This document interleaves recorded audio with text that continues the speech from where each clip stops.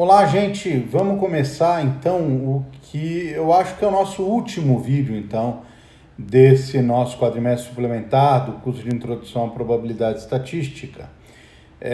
A gente vai fechar então esse módulo 5 falando das consequências do Teorema do Limite Central. E agora a gente vai fechar dando uma pequena explanação sobre uma das consequências principais dele. É mais uma propaganda, por assim dizer, de um curso de inferência estatística que vocês podem querer fazer no futuro, tá? Vamos então começar lembrando o que a gente viu de principal nessa semana, né? Nesses últimos vídeos aí. A primeira coisa importante que a gente viu é que se a gente faz uma amostragem com reposição, o que significa isso?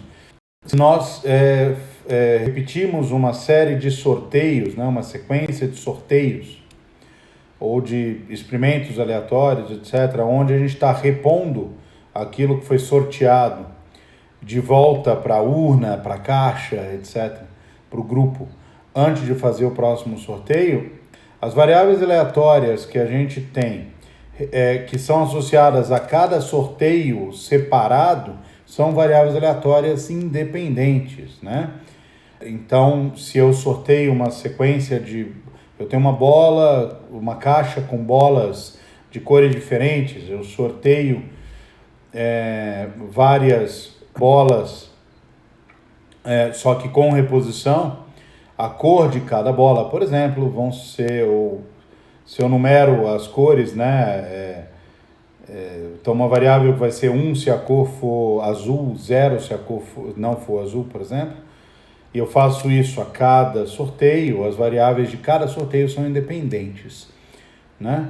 Isso a gente viu há uns vídeos atrás.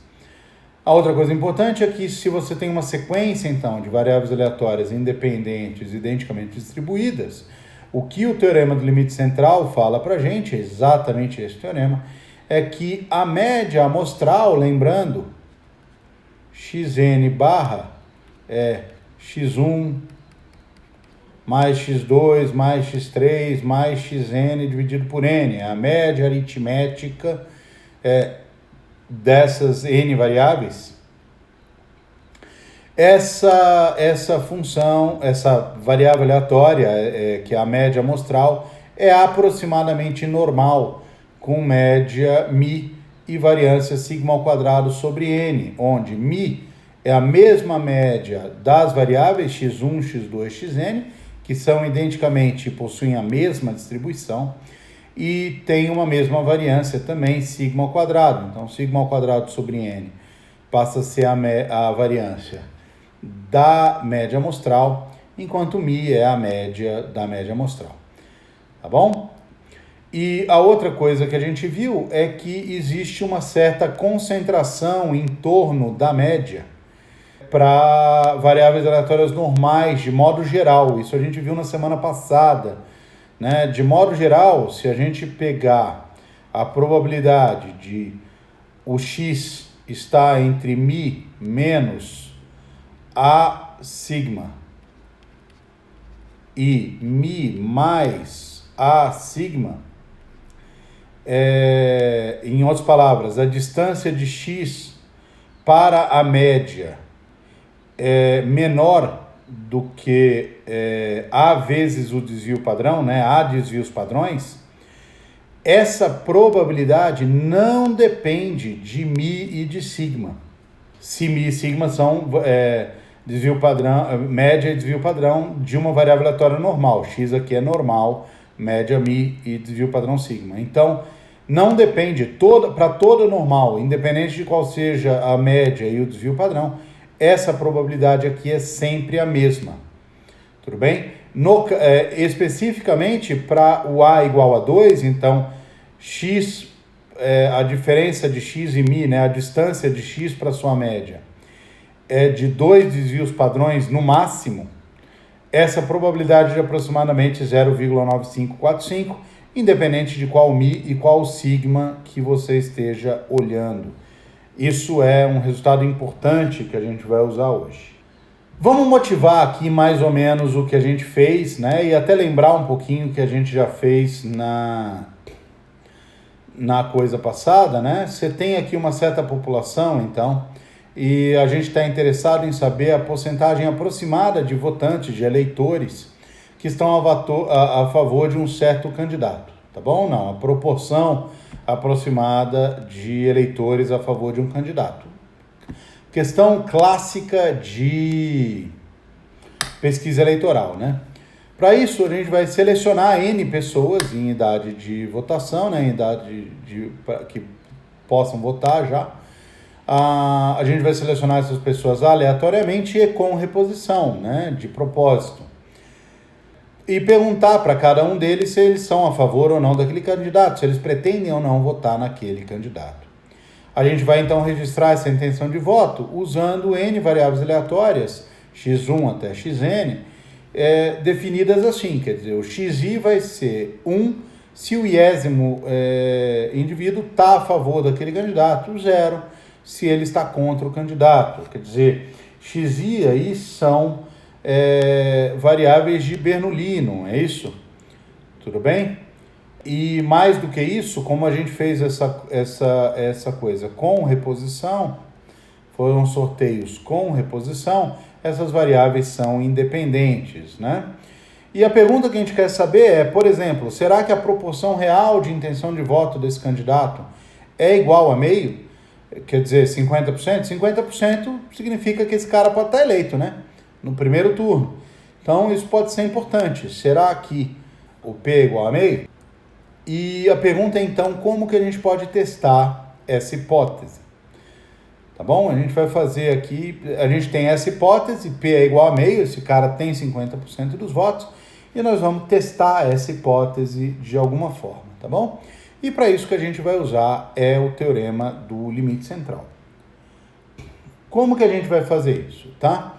Primeiro, aquele comentário que eu acabei de fazer, né? Se P é a proporção real, e note que até esse momento desconhecida da gente, né, de eleitores que estão a favor do candidato, então cada uma dessas xi é uma Bernoulli de parâmetro P, tá bom? Não.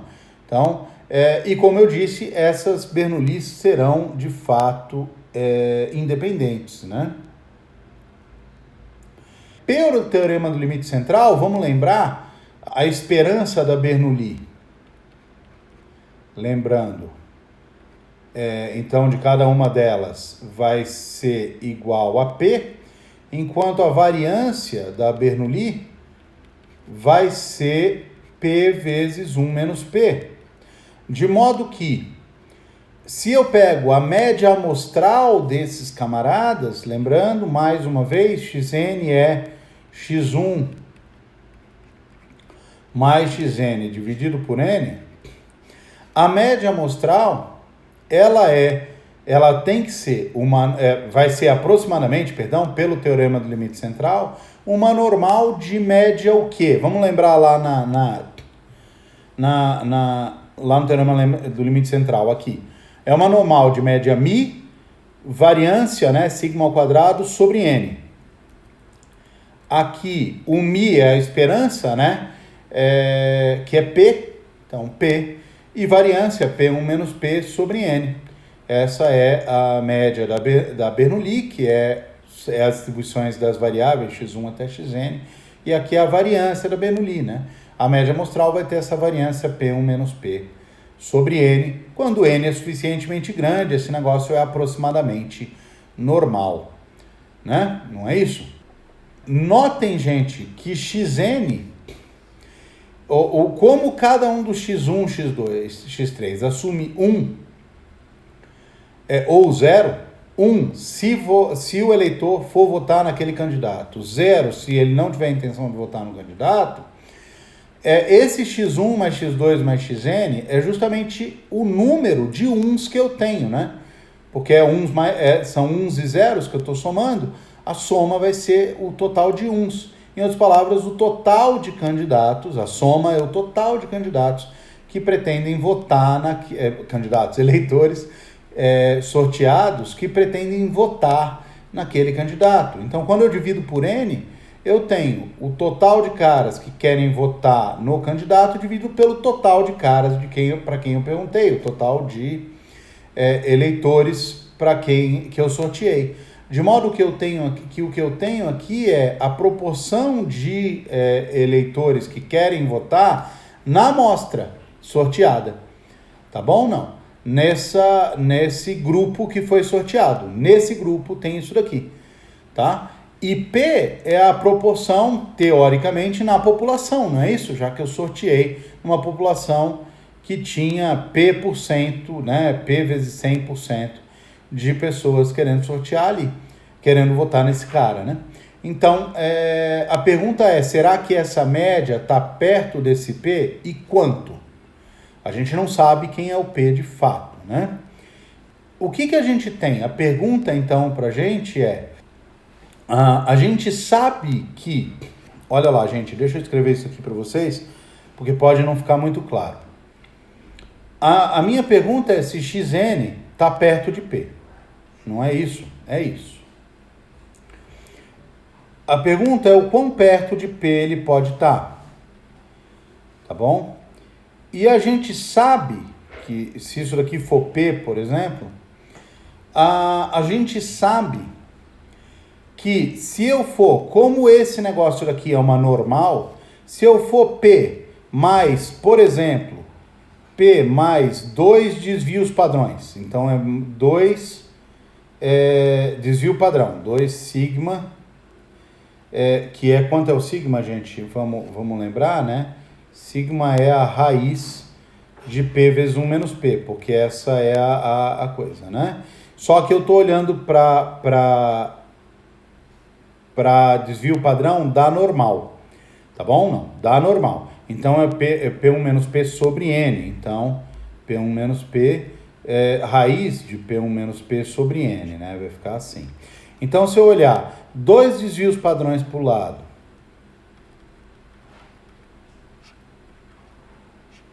ou 2 desvios padrões para o outro, P é 1 menos P sobre N, dessa forma, se eu olho nesse intervalo daqui, a probabilidade do Xn estar nesse intervalo, tá? Então, a probabilidade de Xn estar aqui é igual a 0,9545. Lembrando, vamos voltar lá atrás e mostrar para vocês. Ó, a probabilidade da normal está entre μ menos 2 desvios padrões ou mais 2 desvios padrões é 0,9545. Isso independente de quem seja o μ e de quem seja o sigma.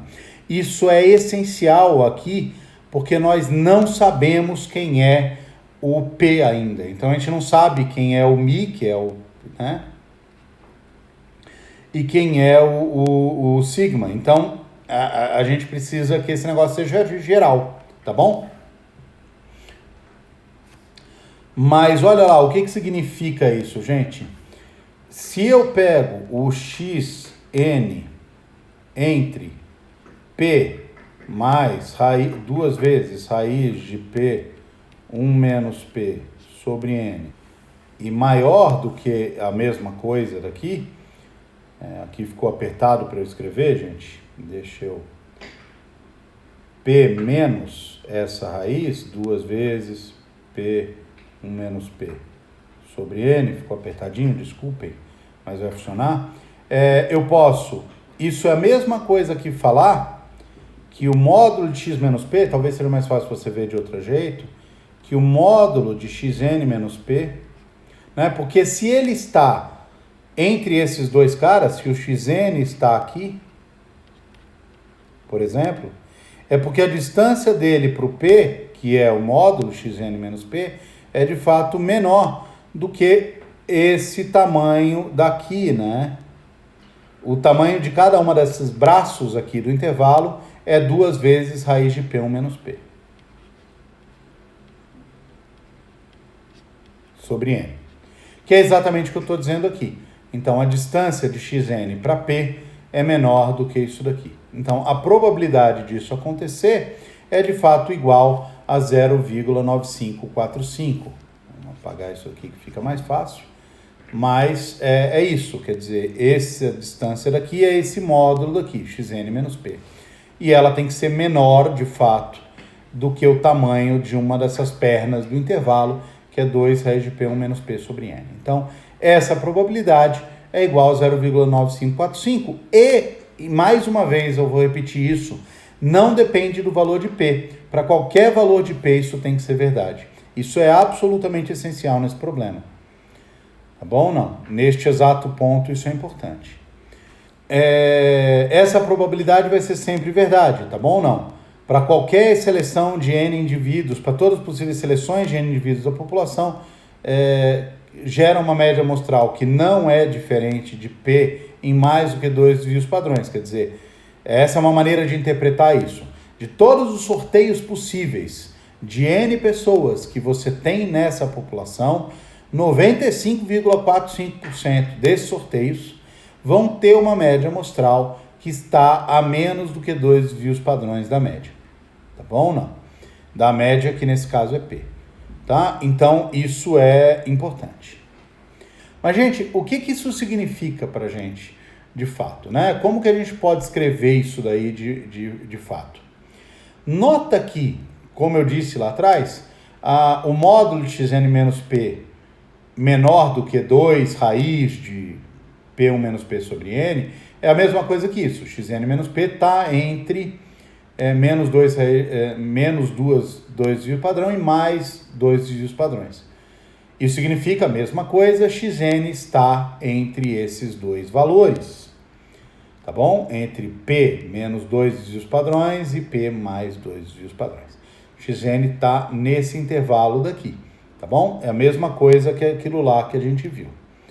Só que, nesse momento, a gente está interessado, de fato, a gente está supondo, né, que o P é igual a meio. A gente quer saber o que aconteceria se o P for igual a meio. Então, vamos fazer essa hipótese. O P é igual a meio.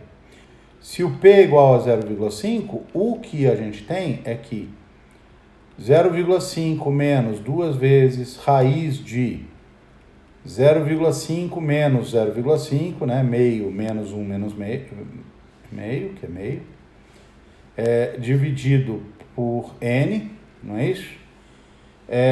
Menos, vai ser menor do que xn barra está entre isso e meio mais raiz de meio vezes meio dividido por n.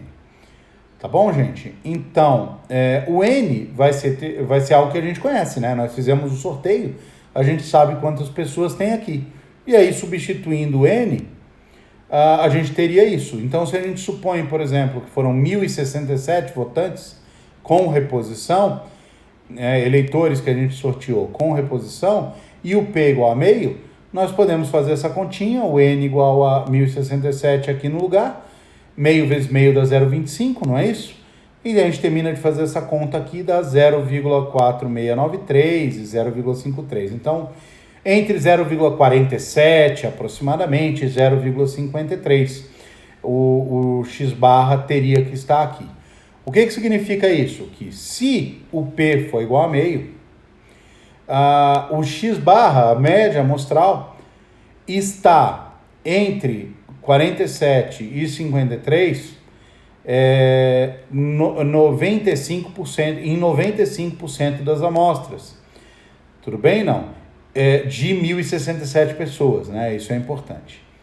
Tá bom ou não? Então, o que a gente está falando é exatamente isso. Quer dizer, essa média amostral, 95,45%, se o P for igual a meio, para 95,45% das amostras possíveis, tá bom? A gente teria uma média amostral entre 47%, 46,93% e 53,06%, tá bom? E como é que a gente usa isso de fato, né? A maneira que a gente tem é agora pegar os valores específicos, né, da nossa amostra. A gente sorteou a nossa amostra e vê exatamente quem é o resultado da pesquisa eleitoral que a gente fez. Tá tá bom? E a gente faz a conta na amostrinha, nos números. Aqui é um número exato, né? Desse x de 1067, x barrinha aqui, x minúsculo barra de 1067. Se esse negócio está entre os dois, a gente tem algo a dizer. Se não está, a conclusão é outra. Se ele estiver dentro desse intervalo, tá bom? Entre o 47% e o 53%, mais ou menos, se ele estiver nesse intervalo, o que a gente está dizendo, o que a gente consegue afirmar nesse momento, é que essa é uma amostra consistente com o cara ter 50% de eleitores. Tá bom ou não? Essa é uma amostra bem consistente. Você olha para isso e fala, olha, é consistente isso. 95%, se o cara tivesse os 50% de eleitores, isso seria uma amostra que aconteceria 95% das vezes. E, portanto, eu não posso descartar de forma nenhuma que esse cara tenha 50% dos votos. A gente não vai afirmar categoricamente que tem.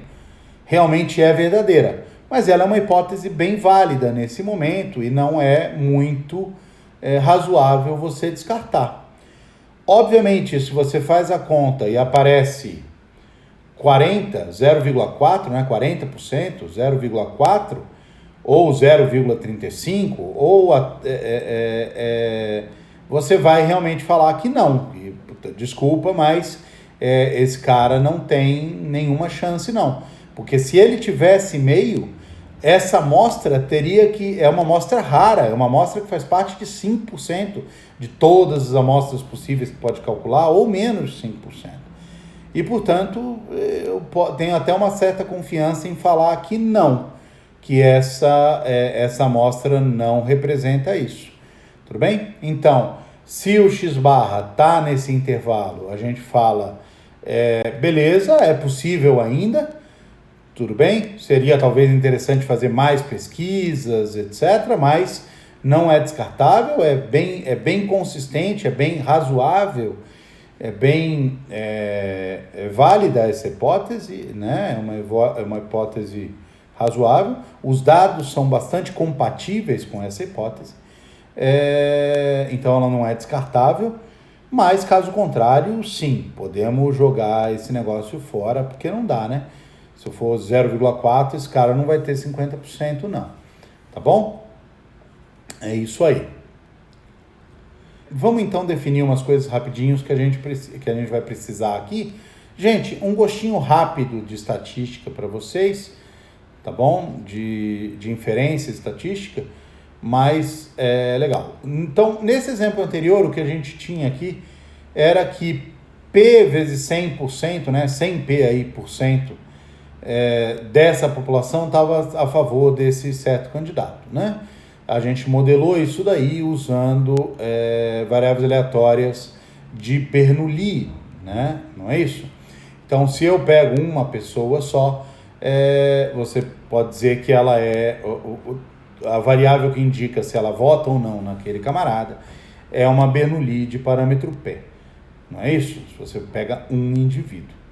Se você seleciona N indivíduos, o que a gente vai ter são variáveis aleatórias independentes e de mesma distribuição, né? Identicamente distribuídas, todas elas com essa mesma distribuição do X aqui, que é uma Bernoulli P.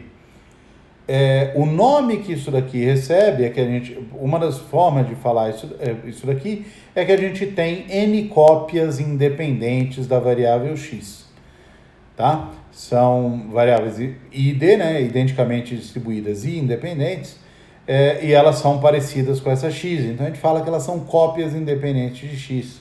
Mas o que a gente vai falar mesmo é que se trata, então, de uma amostra aleatória simples. Então, quando a gente vê isso daqui escrito, uma amostra aleatória simples é para a gente simplesmente isso. São N variáveis que tem a mesma distribuição de uma variável base aqui.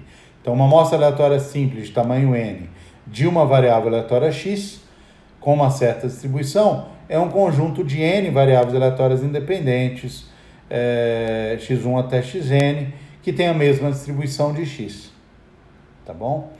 O nome dessa n-upla ordenada aqui é o que a gente chama de amostra, ou amostra aleatória simples, tá bom ou não? O x1, então, é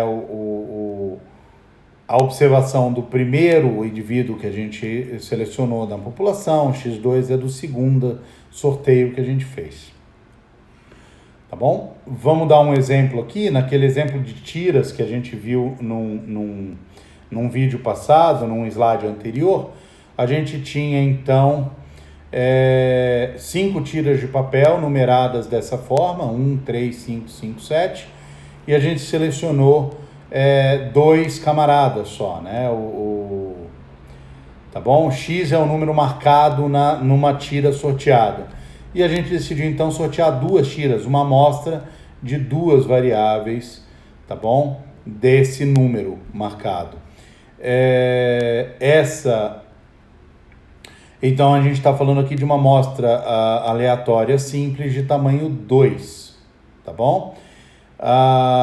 Quantos são aqui os resultados possíveis, né, disso daqui? Quantas são as amostras que a gente pode selecionar aqui?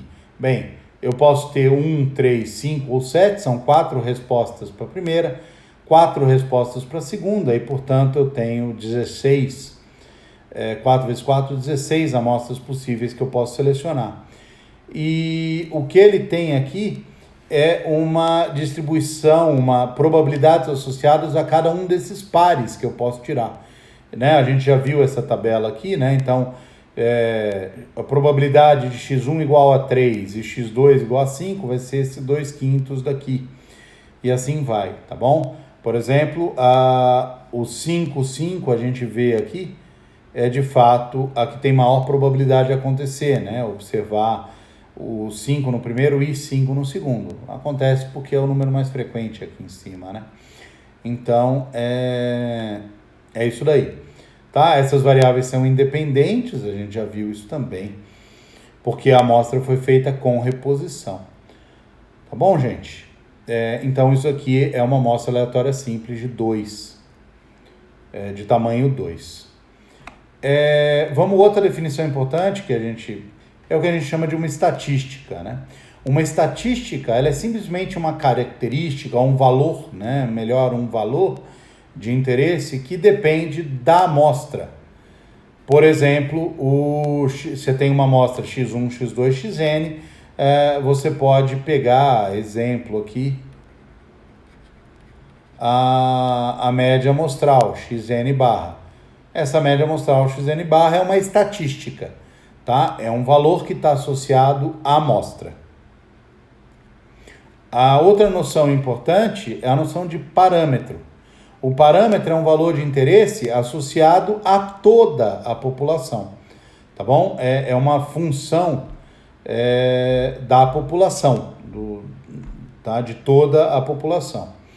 A estatística, então, é uma função da amostra enquanto parâmetro de toda a população, tá bom? Em geral, parâmetros são quantidades de fato desconhecidas, porque eles dependem da gente conhecer toda a população. E a razão pela qual a gente faz esses sorteios é tentar entender essa população, não é isso? Quando a gente faz uma pesquisa eleitoral, a gente quer entender qual é qual é a intenção de voto das diversas pessoas, etc., em que candidatos elas querem votar. Se a gente soubesse tudo isso, a gente não tinha que fazer pesquisa, né? Só que os parâmetros são, portanto, essas coisas. Você pode pensar, por exemplo, no proporção de pessoas que querem votar no candidato X. Essa proporção vai ser um parâmetro, que em geral vai ser desconhecido.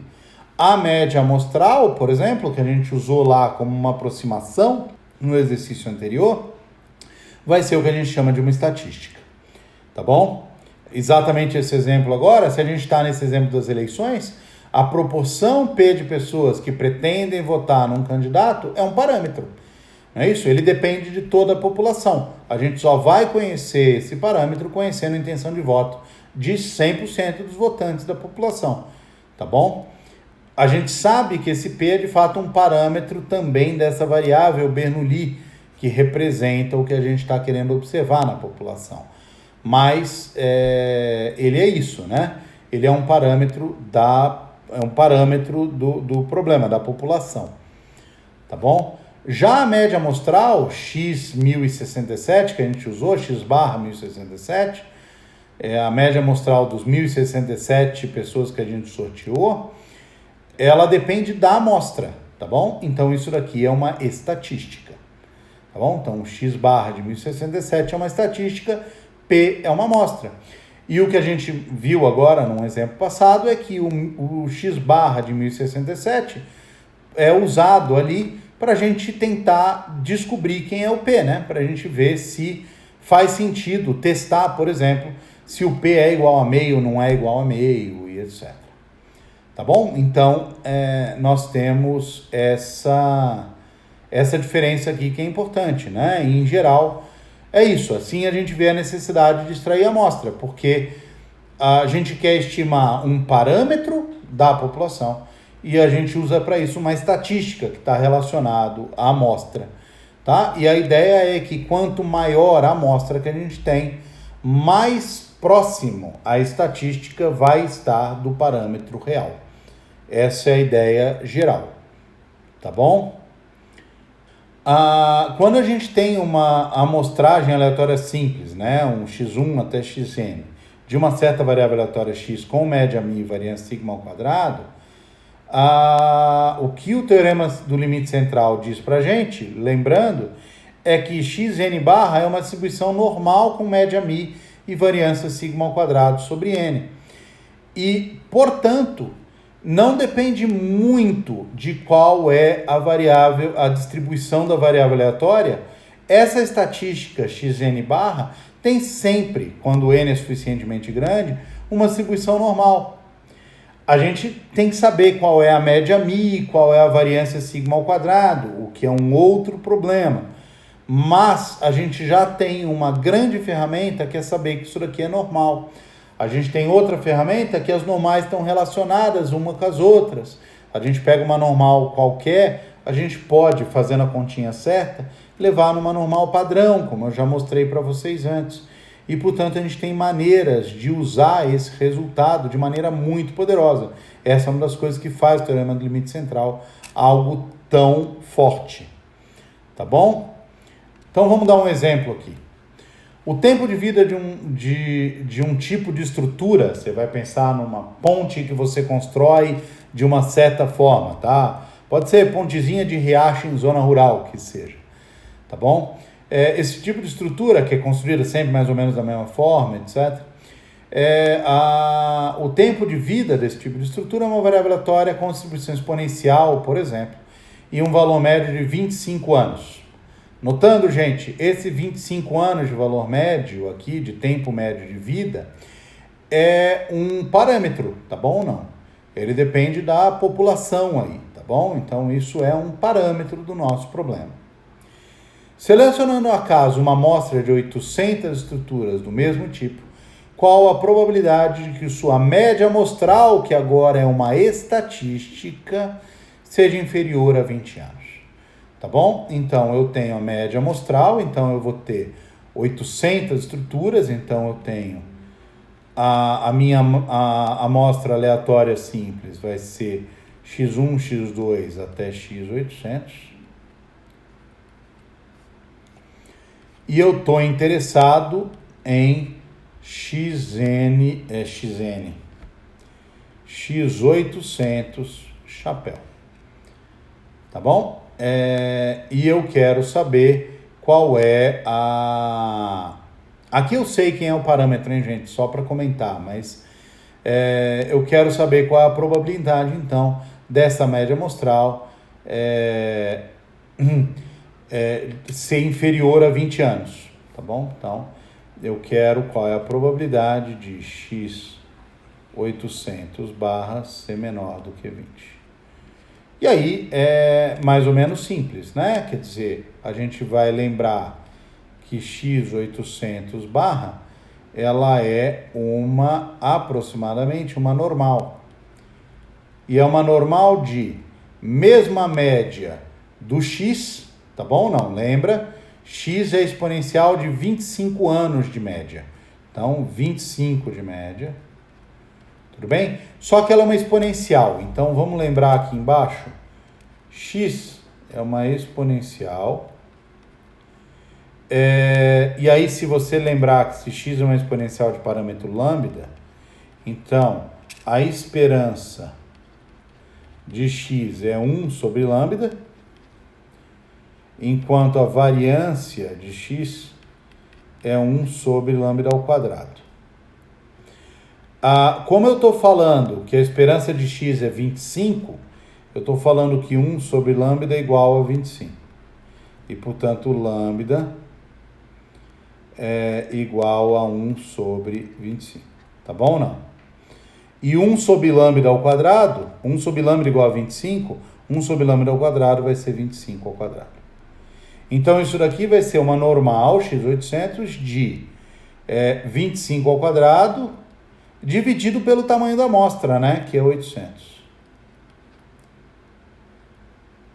Tudo bem? É isso daí. Então, deixa eu apagar isso daqui embaixo.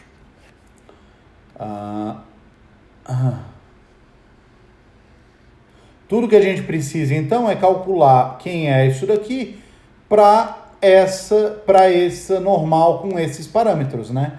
25 e 25 ao quadrado sobre 800. 25 ao quadrado sobre 800 é a variância, o desvio padrão vai ser 25, né? A raiz quadrada disso, sobre raiz de 800. Se vocês fizerem a conta, gente, aproximadamente 0,8838. E aí, se a gente pega isso daqui e coloca, vamos lá, na nossa calculadora, lembra da nossa calculadora? A gente vai ver μ igual a 25, desvio padrão, vírgula 88, ou ponto 8838, e a gente quer a probabilidade de ser menor do que 20. E essa probabilidade é 0. Gente, vamos lá. Essas calculadoras aqui trabalham de forma aproximada. Não é 0, tá bom? É aproximada, mas é tão baixa que tá além das 4 casas decimais que essa calculadora está usando. Então, é 0,0000, alguma coisa aproximando para 0 aí mesmo, tá? Então, essa probabilidade fica sendo aproximadamente 0. Tá bom? O que significa isso? Significa que, bem, a probabilidade, então, desse negócio é muito próximo de 0. Logo, a gente pode dizer que é altamente provável, quase 100% de certeza, que esse negócio vai durar mais do que, pelo menos 20 anos, né? Vai durar mais do que 20 anos. Tá bom ou não? Tá certo? Por outro lado, se você pensa que, se você conseguir uma média amostral, que umas amostras cuja média amostral é menor do que 20, isso é altamente inconsistente com um parâmetro médio, com essa hipótese de que a população tem um valor médio de 25 anos. Tá bom ou não? Então, talvez tivesse que rever a hipótese nesse caso. Tá certo? Porque é altamente improvável, tá? Mas se você sabe que é 25 anos, então a probabilidade disso acontecer é muito baixa. Então esse negócio vai durar, pode ficar tranquilo, tá bom? Vamos lá.